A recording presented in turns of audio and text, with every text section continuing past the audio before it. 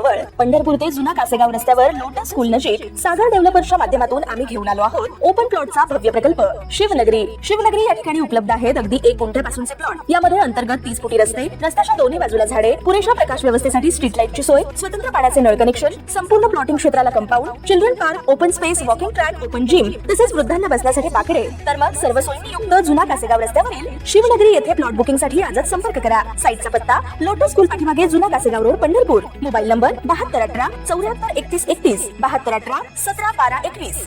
मागील काही दिवसापासून महायुती सरकारचा भाग असलेला अजित पवार गट आणि शिंदे गटातील अनेक आमदार, खासदार आणि मंत्री वेगवेगळ्या कारणामुळे अडचणीत सापडताना दिसत आहेत। सध्या अजित पवार गटाचे नेते माणिकराव कोकाटे अडचणीत सापडले असून त्यांना आपल्या मंत्रिपदाचा राजीनामा द्यावा लागला आहे। यापूर्वी धनंजय मुंडेंना आपल्या पदाचा राजीनामा द्यावा लागला होता। या सगळ्या घडामोडीनंतर एकनाथ शिंदे गटाचा एक आमदार अडचणीत सापडला आहे। शिवसेना शिंदे गटाचे कुर्ला विधानसभा मतदारसंघाचे आमदार मंगेश कुडाळकर यांच्या विरोधात विशेष न्यायालयाने गुन्हा दाखल करण्याचे आदेश दिले आहेत। महाराष्ट्र गृहनिर्माण आणि क्षेत्रविकास प्राधिकरणाच्या म्हाडा जमिनीवर अतिक्रमण आणि सार्वजनिक निधीचा गैरवापर केल्याच्या आरोपाप्रकरणी हा गुन्हा दाखल करण्याचे आदेश दिले आहेत। विशेष न्यायालयाने लाचलुचपत प्रतिबंधक विभागाला हे आदेश दिले असून कुर्ला येथील रहिवासी असणारे रमेश बोरवा यांनी आमदार कुडाळकर यांच्यावर गंभीर आरोप केले होते।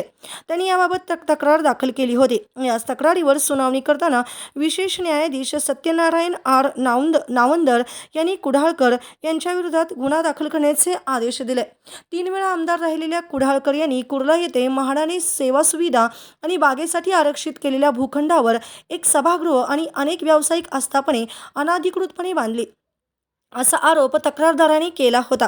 तसेच बोरवा यांनी केलेल्या आरोपाबाबत काही कागदपत्रे प्रतिज्ञापत्राद्वारे न्यायालयात सादर केली होती। त्याची दखल घेऊन कुडाळकर यांच्यावरील आरोप सकृतदर्शनी गंभीर स्वरूपाचे असल्याचे निरीक्षण न्यायालयाने नोंदवले आहे।